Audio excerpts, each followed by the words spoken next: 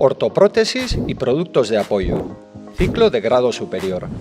¿Qué voy a aprender en este ciclo? A diseñar, elaborar y adaptar órtesis, prótesis, ortoprótesis y productos de apoyo.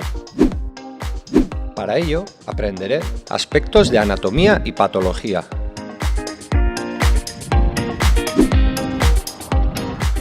Elaboración y adaptación de prótesis y órtesis. Para ello, estaré en el taller. Utilizaré escáneres, impresoras 3D y programas como CAD/CAM.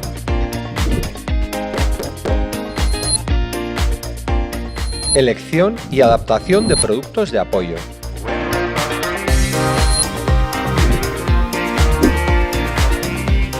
Realizar valoraciones biomecánicas para optimizar resultados deportivos. Tratar de dar respuesta a las necesidades afectivas del paciente. Entender el interior de la persona mediante la escucha activa y empatía. ¿Qué seré al finalizar mis estudios? Técnico superior en ortoprótesis y productos de apoyo. Podré trabajar en el sector sociosanitario, dentro del subsector de la ortopedia técnica como responsable técnico, técnico de fabricación o como miembro en el Departamento de Investigación, Desarrollo e Innovación.